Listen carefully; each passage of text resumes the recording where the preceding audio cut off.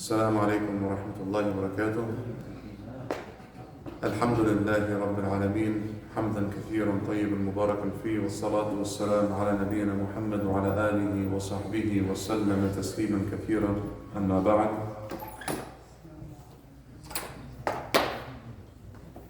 brothers, just want to reiterate one more time that there's a nahi from Rasulullah sallallahu alayhi wa sallam to have two jama'as going on simultaneously in the same place.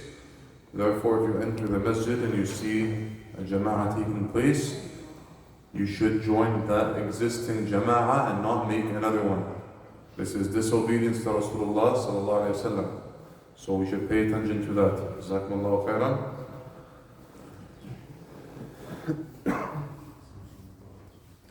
Last week we carried on in our series of durus in the Fiqh of Tahara, and we are still talking about nawaqid al-Tahara, or stuff that nullifies al-Tahara or wudoo, to be more specific. And last week we were speaking about the nullifier, which is that of eating camel meat. Okay? And if we can just do a brief recap on who was following along last week, we said that the majority of the ulama, they are of the view that eating camel meat, well, it's halal to eat camel meat, but we're talking about eating, does it nullify the wudu or not? Oh, you didn't finish the question. No. So when it comes to does camel meat nullify wudu, eating camel meat, does it nullify wudu? We said the majority of the ulama, they say what? Yes. The majority say that it nullifies wudu? No. The majority say it doesn't nullify wudu. The majority of the ulama, the Hanafiyya or Malikiyya or Shafi'iyya, they say it does not nullify wudu. The Hanbali madhab, they selected the opinion that it does nullify wudu. And after analyzing all the adillah that we went through in the arguments and the rebuttals, we came to see that the more stronger opinion was what? What was the rajih that we deducted from all the adillah that we took? What was it, Ibrahim? No. What was the correct opinion? Does camel meat nullify wudu if you eat it? Yes, it does. That was the opinion of which madhab again? Hanbali. Jazakallah khair. So there's three follow-up masail. Excuse me. There's three follow-up masail to do with this when it comes to eating the meat of a camel, and that is number one, eating the what's on the inside of the camel, okay, from its organs, like what they say, the kirsh or the intestines or the spleen or the liver and whatnot, and similar parts of it. Okay, there's that. There's also the mas'ala of drinking its milk, camel milk. That's number two. And there's also another mas'ala of drinking the maraq or the broth that is made using camel meat. Okay? So these are the three that we want to tackle today, inshallah. And we will begin by mentioning, because we initially mentioned last week the laham. Okay, the laham meaning the meat. Okay, meat generally referring to the muscle or the tissue of the animal, okay, not the internal organs, as is delicacy in some places. And maybe it might not be too common for people to eat the liver and the intestines and whatnot here, but in other places, especially many of the countries that we originally come from, it is something very common, and it's actually a food that is sought after and it is loved. So these masail are pretty important because this might be something that somebody is completely oblivious to. Okay, that eating certain meat nullifies wudu and whatnot. So we're going to take the first opinion, and that is eating the spleen or the kirsh or the intestines or what they call entrails or the liver, whatever you want to call, those inner organs of the animal. Okay. Does eating these parts of the camel, does it nullify wudu? or not. Okay? But the first opinion amongst the ulama is that the liver and the spleen and the like of similar organs, it does not nullify wudu. And this is something that we can expect to be an opinion, because if we said that the majority of the ulama, they're of the view that eating camel meat itself doesn't nullify wudu, then you can only expect that they say that eating other parts also does not nullify wudu as well. So which madhahib do you think are the ones that said eating these organs or these parts of the camel doesn't nullify wudu? Which madhahib? It should be pretty straightforward. The original one, whoever labeled camel meat as you would have to make wudoo, or make your wudoo, would have an equal share in their opinion, in the matter. Okay, so which of the madhahib are those of which would select the opinion that eating such organs wouldn't nullify wudu? Shafi'i, Maliki, and the Ahnaf as well. طيب, there is also an opinion, one of two opinions in the Hanbali madhab as well, that also shares this. And it's the popular opinion of the madhab as well. So, in the three madhab you mentioned, the Hanafiya or Maliki or Shafi'iyya, they say it does not, they hold the opinion, they say that eating these organs does not nullify the wudu. Also, the popular opinion of two opinions that is found in the Hanbali madhab also holds that view as well.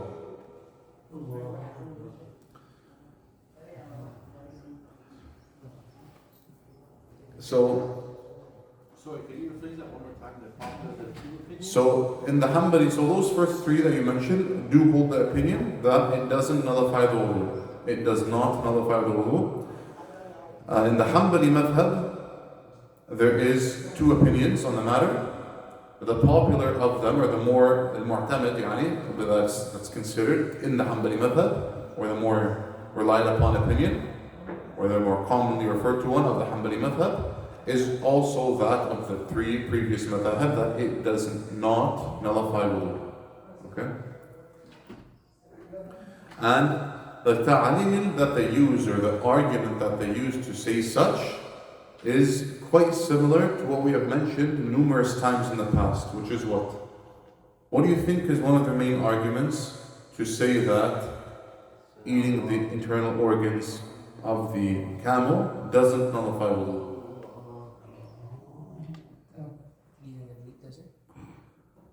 Eating the meat doesn't? No, it's more general of an argument than that. I'll give you a hint. It's not only pertaining to just this mas'ala here. We used it in many other mas'ala when it comes to does something nullify wudu or not. Everything is halal. Yes, it is similar, but in this instance, what would we say though? You're on the right track. I know where you're coming from, just reword it properly. There's nothing in the Quran and Sunnah to state otherwise. Well, obviously there is going to be arguments Quran and Sunnah, because where they're going to get their dalil from the Bid'ah and the Bible, they're going to obviously find it in the Quran and the Sunnah, but what they're going to say is excuse me, that the asl is that the tahara is yaqeen. The yaqeen is the tahara, right? The wudu is what's certain. And it's not nullified except by a clear, authentic proof to nullify it. So they say that we cannot claim something is a nullifier of what's certain based off of something that is ihtimal, it's a potential, it's a possibility, or something that has some shak, it's doubtful. Okay? So you were on the right track. I know exactly that you comprehended it, but I just wanted you to articulate it in the same way. So that's their first argument there. And they said that including other than the meat, under the ruling of the meat, is doubtful. So we say that there is some kalam amongst Ahl al-Ilm that we said, according to the previous mas'ala that we looked over, that there is ulama that view that eating the meat of camel nullifies wudoo. So that is regarding eating the meat of the camel. But when it comes to eating eating other than the meat of the camel, they say that this is something that is doubtful. Okay, this is something that is doubtful, and what's based upon yaqeen is the person's tahara continues and it doesn't get overtaken or nullified or overruled, like we said, by doubts. Okay. The second argument that they use is that the reason for the wudoo from a camel's meat is what? What's the reason we make wudoo from eating camel meat? Because the Prophet commanded. So Rasulullah commanded it, meaning what? It's purely what? It's a ibadah. It's a purely ibadah. We do not have the illah why we have to make wudoo from camel meat. We do it strictly for the reason of Rasulullah amarna sallallahu alayhi wa sallam. Rasulullah commanded it, so we do it. We do not know of any other reason of why. So that being said, since we do it purely out of it being a ibadah, we don't have any other reason, any other illah. Due to the absence of a known illah, that being said, according to this qawl here, that we cannot make a qiyas or analogy to other than the meat. Because we don't know what makes the meat a nullifier of the wudhu. So because we do not know what makes the meat nullify wudhu, therefore we cannot make analogy and say the internal organs also nullify wudhu. Because we don't know what is the illah or the sabab behind that. Okay, is that clear? Other than it being a ibadah. And if it's just a ibadah, Rasulullah commanded wudhu from the laham, not from the internal organs. This is what they say. Because the rule to do qiyas in usul al-fiqh is you must know the illah of the hukm so you can apply it to something else, right? Like for example, we know that what's the reason why khamr is prohibited? Obviously Allah amarha, Allah subhanahu wa ta'ala commanded it, but one of the reasons that Allah subhanahu wa ta'ala mentions, or Rasulullah he mentions, that anything that intoxicates is haram. We know that from the numerous adillah on the matter. That being said, we can extrapolate, and we don't have any hadith talking about marijuana, for example, but we can extrapolate from the hadith that whatever intoxicates is not halal. Okay, so we see that khamr was made haram because it intoxicates. Therefore, marijuana also intoxicates. So we can say that despite there being a lack of clear dalil on marijuana, we can make qiyas to say that marijuana or one to use marijuana or weed is also haram. Okay. However, when it comes to eating the camel meat, we don't have that illah, so we can make qiyas. Okay, you guys following me? We cannot make qiyas because we don't know that illah. All we know is that it's a ibadah. So the opposing opinion responded to this, and they said that they include spleen or the liver and the similar organs. Okay, not by analogy, but by the term itself, because they say that linguistically, meat encompasses also the internal organs. A third argument for this mas'ala is that the fat and the liver and the spleen, whatever, all those terms, or all those parts, they are not included. So this is the initial side. They say that it is not included under the term laham, meat. Because for example, let's say you sent your brother to the market to go buy you some camel meat and he came back with intestines and liver. They argue that you would say, okay, where's the meat though? Right? You never bring me the meat.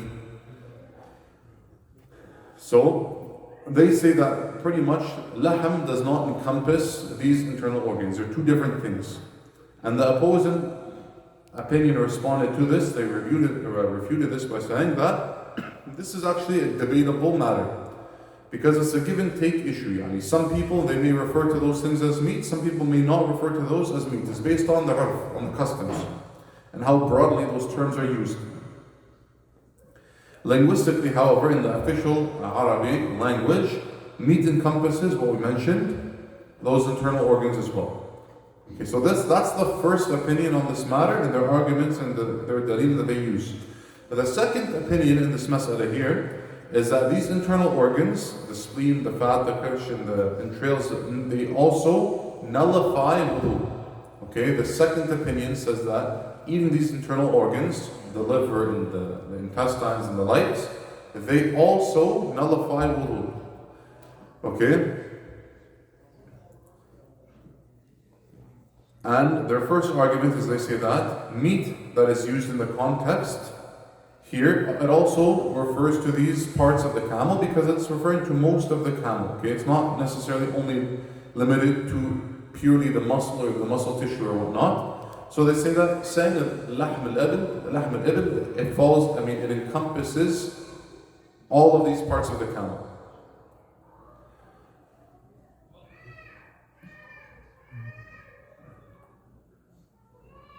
And they say that this is also in the same context as the prohibition of the meat of pig or of swine.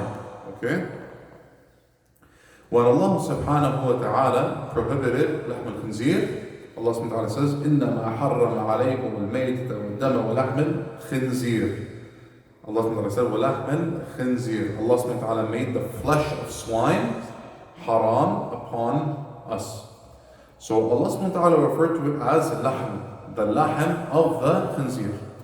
A general term that means everything about the swine, about the pig. So could you imagine that somebody would say, okay, let's go to the market and let's buy some pig liver and pig intestines, because Allah subhanahu wa ta'ala said only lahm al-khinzir. Okay, so we're not eating lahm al-khinzir, we're just eating the intestines and the liver and whatnot. Would anybody say that? Would anybody do that? Would you do that, Akhi? Muhammad, sah? Would you do that? You don't know? Maybe we'll eat some khinzir intestines, yani, maybe? Okay, of course not. No one would do that, sah? Say it firmly, nobody would do that. Okay, no Muslim would do that, right? Because they view or they understand that the hurma of lahm al-khinzir encompasses the entire swine, not just its muscle tissue, correct? So they say, likewise is the camel. So in both the camel and the pig, okay, the term lahm includes all parts of it.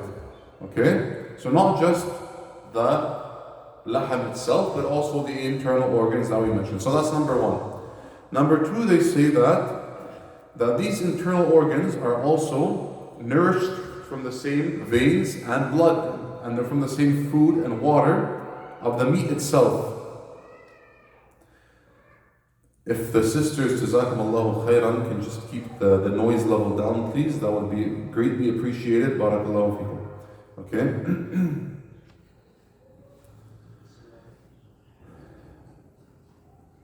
So, those internal organs are being nourished from the same food and water as the lahm is. So, there's no apparent difference between the two. So, they're saying linguistically, it is also included under the term lahm.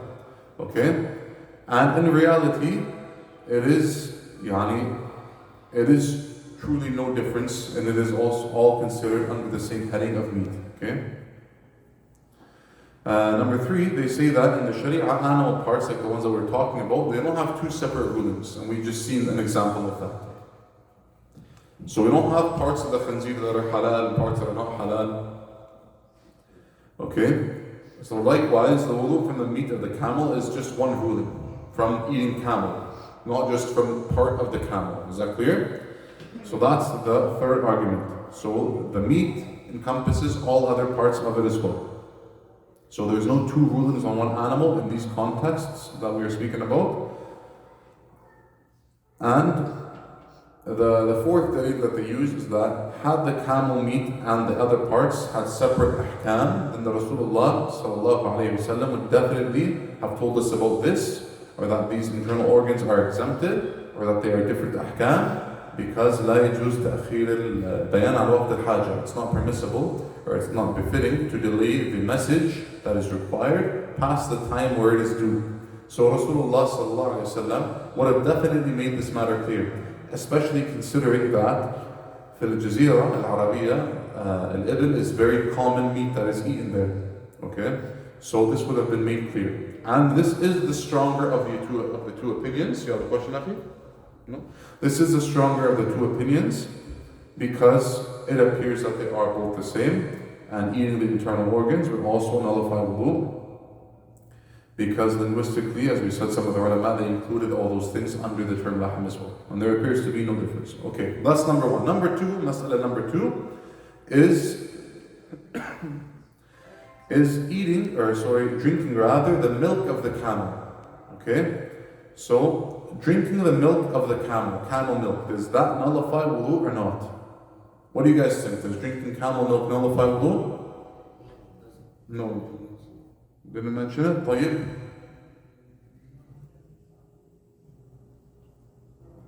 What else? Anybody else have a different opinion? No. No, because Just milk. Same madhab as your brother. Okay, tamam.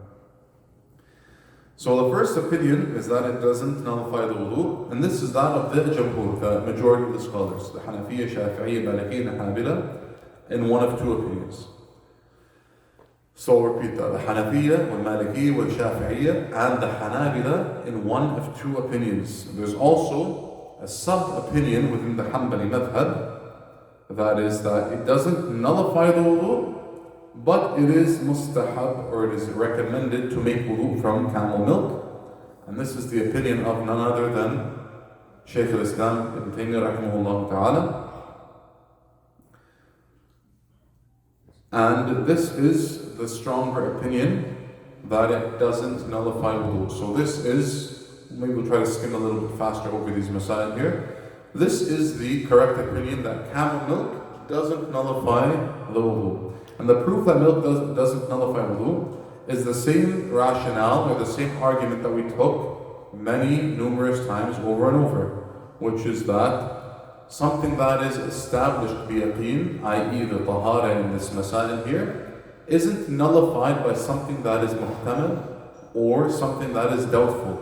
So something that is a possibility or something that is doubtful cannot nullify what is certain. Okay?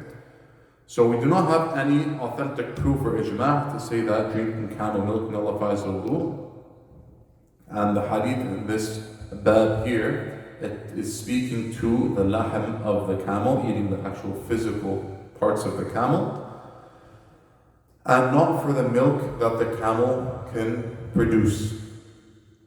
And likewise, because the reasoning or the illah of why eating camel meat nullifies wudu is unknown, we cannot make qiyas from the meat or the parts of the camel to the milk that it produces. Okay?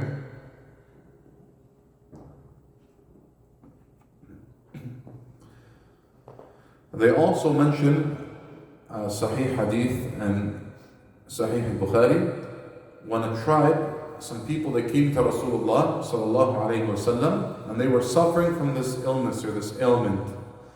And then Rasulullah sallallahu alayhi wasallam, he ordered them to go to this herd of camels. He ordered them to go with the shepherd.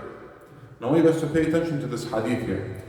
Okay, Rasulullah, he ordered these men that were suffering from this sickness to go with the shepherd. And he was a shepherd of camels, and then to go and drink from the milk and the urine of the camel. And the proof or the istidlal here is that Rasulullah told them to drink from the milk of the camel, and he didn't add on to that instruction that they must make wudu from it, or that drinking that milk will nullify their wudu. Okay, this is the argument here. So had drinking the milk of a camel been a nullifier, they say Rasulullah sallallahu alayhi wasallam would have made that clear to those men, so they can be sure to make wudu before praying their next salah. Okay? So what happened in this hadith, and the rest of this hadith here, is that Rasulullah, when he ordered these men to go with the shepherd and to drink from the camel milk and urine as a treatment for the disease they were suffering from, that they did so, and then they became healthy again, they got cured from what they were suffering from.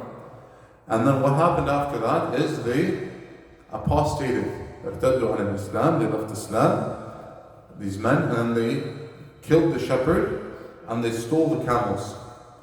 And then Rasulullah sallallahu alayhi wasallam, when he was notified, or when he heard of this, he sent Sahaba after those men. And then those men were captured and they were brought back to Rasulullah sallallahu alayhi wa sallam. And then Rasulullah sallallahu alayhi wa sallam, he commanded that the hukm of Allah subhanahu wa ta'ala be carried out over those men. And the hukm of Allah subhanahu wa ta'ala in these people for their crimes, their grievous crimes, was that their hands and their feet were cut off and their eyes were scorched out with burning iron. And they were left like that. Pretty much left, Allahu A'lam, but from what you may understand is that they were pretty much left to die. Allahu A'lam. And that is a recompense for the ridda, for killing the shepherd, and for stealing the sheep, and for being treacherous. Okay, that was a very fair recompense for the crimes that they had committed. And this is a Rasulullah, rahmatan lil alameen. The rahmah Allah subhanahu wa ta'ala sent to mankind. فَبَعَثَ فِي آثَارِهِمْ فَأُوتِيَ بِهِمْ فَقَطَعَ أَيْدِيَهُمْ وَأَرْجُلَهُمْ. So he sallallahu alayhi wa sallam ordered that their hands and their legs cut off. وَسَمَّلَ أَعْيُنَهُمْ. And he ordered that their eyes be branded with heated iron. They lost their feet, their hands, and their eyes. And Ibn al-Qayyim rahimahullah, he mentions that this was in retaliation for the crimes that they had done, what they did to the shepherd. And it's not considered to be amongst the mutilation that is prohibited in Islam. To make وَلَا تَمَثَّلُوا. So Rasulullah, there's a command that we have in the Sharia that we cannot make mutilation of bodies. We cannot mutilate people. Islam is very humane when it comes to these masail here, these matters. Okay, so it's not permissible to mutilate bodies. Okay, they're still, they're supposed to be treated in a certain way. So this is not amongst the mutilation that was deterred from in other hadith that we have. And that is because, as the ulama mentioned, that this was a proper and fair and just recompense, the hukm of Allah subhanahu wa ta'ala, for their grievous crimes. Moving forward. The point in the hadith, like we mentioned, is that had drinking camel milk nullified wudoo, then Rasulullah would have provided some further instructions sallallahu alayhi wa sallam to inform those men that they would have to renew their wudoo before salah.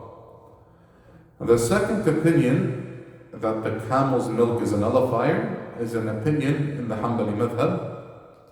And this opinion is supported by supposed ahadith that explicitly say to make wudu from drinking the milk of a camel. وَتَوَضَّأُوا مِنْ أَلْبَانِ الْإِبِلِ in Sunan Ibn Majah.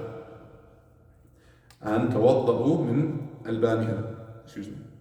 So there are these narrations that are mentioned, and they are all weak. So that being said, al-qawl al-rajih, or the stronger or more correct opinion, is that the milk of a camel does not nullify wudu, because there is no authentic hadith on the matter, and the authentic hadith that is mentioned in these masail here are regarding the lahm, or the part of the actual camel, the parts of the camel. And it is a matter of ibadah. Moving on to the third and the final mas'ala we'll take today is the maraq of the camel. Maraq is like the broth, or like soup that is made from the camel meat. You look like you're grossed out, Akhi. You don't drink soup? You don't like chicken soup even? You don't like any stew? No? Okay. I guess you have nothing to worry about in this mas'ala. You can call it a day.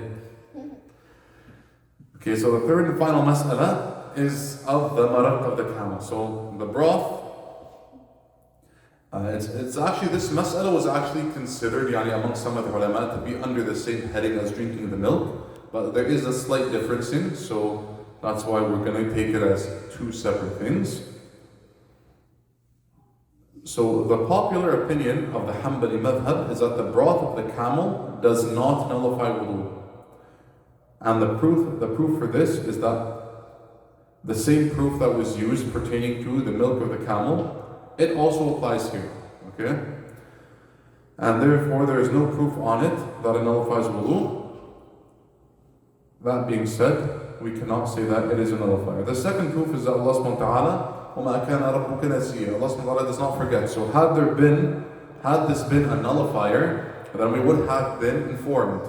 Okay? So if these important ahkam were in fact in place, then we would have definitely been informed of them. So when Allah subhanahu wa ta'ala in our sharia is silent about something, Allah subhanahu wa ta'ala doesn't mention a hukum about something specific, this is to make it easy upon the believers. Okay? The third proof, they say, is that if someone vows not to eat meat of a camel, he makes an oath, he says, Wallahi, I'm not going to eat the meat of a camel. And then he goes and he drinks camel broth. Does he break his oath by doing so? He said camel meat. If the person says, Wallahi, I'm not going to eat camel meat, I'm not making the oath.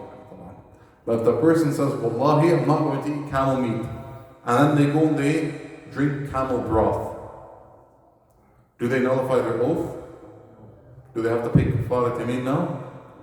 No, they do not. They do not. Why? Because they never ate camel meat. They never went against the oath that they made. So they say that based off of this, the meat and the broth are two separate things, and they have two separate ahkam. The second opinion is that the broth of the camel nullifies wudoo, and their first rationale is that if the taste of the broth has meat, it's just like eating the meat. Yani if the broth is contaminated or has athar al-meat, okay, it has the taste of the meat, then it's just like eating the meat. And the second proof they use, they say that they make the analogy comparing it to najasa and water. If the person has, they say if you have najasa and you mix it with water, all the water becomes najas. So mixing the soup or the broth with water, mixing the meat with the water, with the broth with the water, it makes the water all like the nullifier of the camel meat. Okay? And the response to this is what we mentioned earlier. If one gives an oath not to eat the meat of a camel, then drinks the broth of it, he hasn't broken his oath. But let's say somebody gives an oath about najasa. They say, I will not touch najasa. And then they touch the water that is mixed with the najasa. Do they break the oath? Technically, yeah. Yes, they do, because what happened? The water became najas. That being said, it shows that the effect of najasa mixing with water is different than the broth mixing with camel meat. Is that clear? Is that clear, Shabab? You guys are confused or no?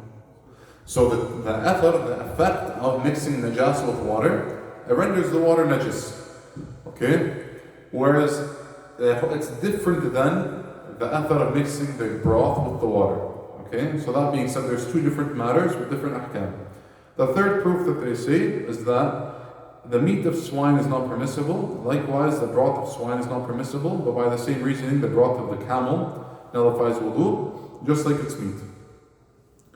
The majority of the ulama responded to this by saying that this is qiyas fasid. This is a corrupt or a bad qiyas, and we stick to the proof, and the proof, the dalil that is mentioned, only mentions the meat.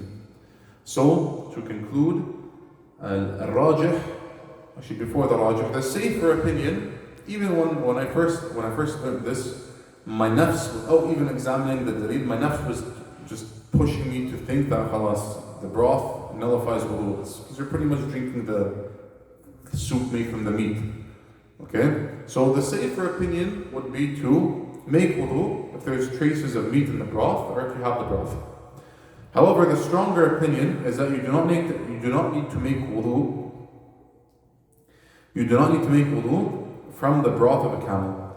Just to be clear, let's say you're having soup, okay, you're having camel soup, and there's actually pieces of camel meat in the soup. In that case, if you ingest that, without a doubt, you ate camel meat, then that breaks the wudoo. We're talking about the broth without the actual physical pieces of meat there, okay? So let's say it was filtered out. So the stronger opinion is that you do not need to make wudoo from the broth of camel, for the same reasons we said you do not need to make wudoo from the milk of camel. Okay, so just a quick recap of what we took today. The first mas'ala is regarding the internal organs. And we said that the more correct opinion regarding the intestines, the liver, and all those parts of the camel is that eating them also nullifies wudoo. That's number one. Number 2 and 3, the milk of the camel and the broth of the camel meat do not nullify wudoo for the masail that we mentioned. Okay? Or for the arguments and the dalil that we mentioned. And with this, inshallah ta'ala, we'll conclude. وصلى الله وسلم وبارك على سيدنا محمد وعلى آله وصحبه وسلم.